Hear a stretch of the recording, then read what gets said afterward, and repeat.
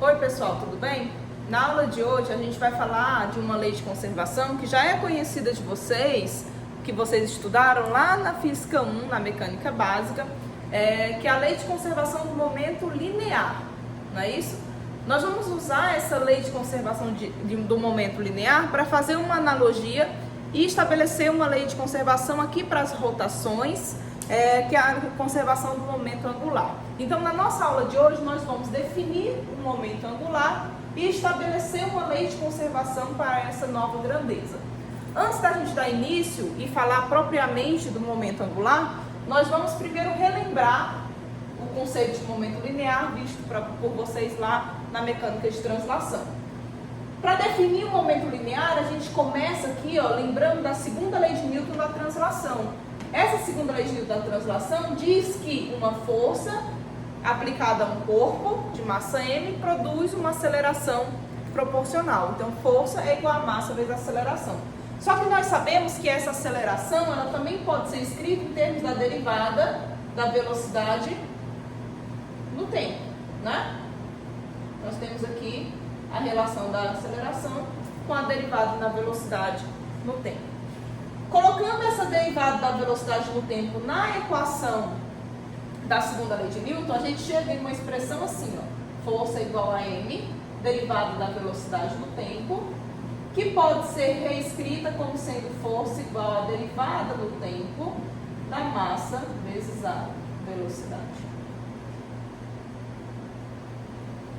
Então a gente escreve aqui uma forma alternativa para a segunda lei de Newton, que é a relacionar a força com uma derivada temporal do produto da massa pela velocidade.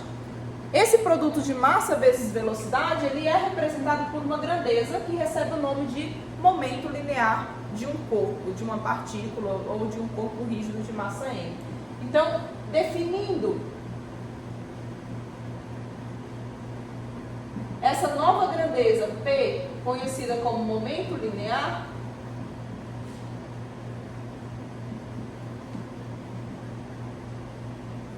a gente tem uma forma derivada para a segunda lei de Newton, que é escrita como sendo a derivada no tempo do momento linear.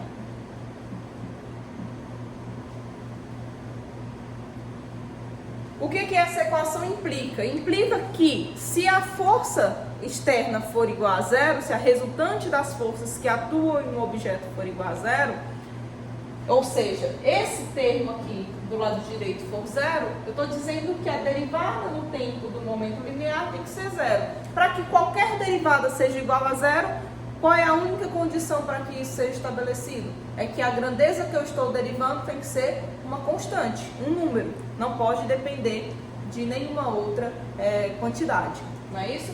Então, se a força, a somatória das forças externas for igual a zero, então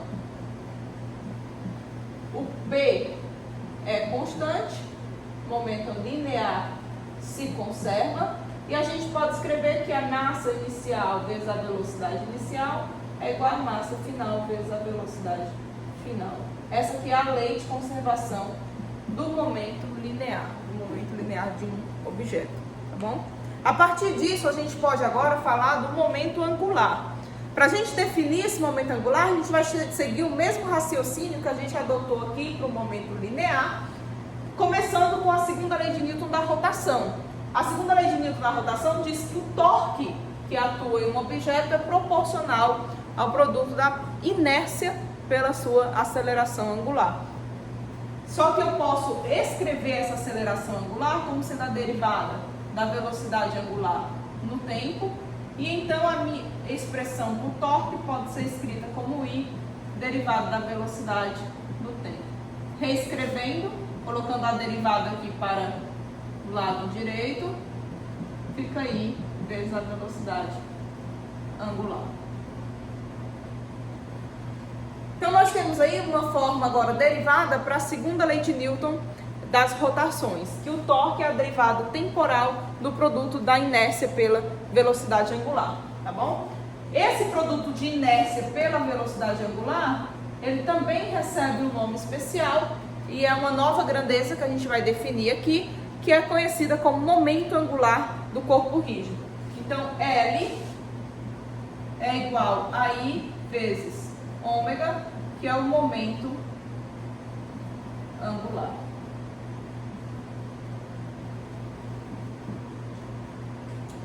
Então, a nossa segunda lei de Newton pode ser escrita como sendo a derivada do momento angular do tempo.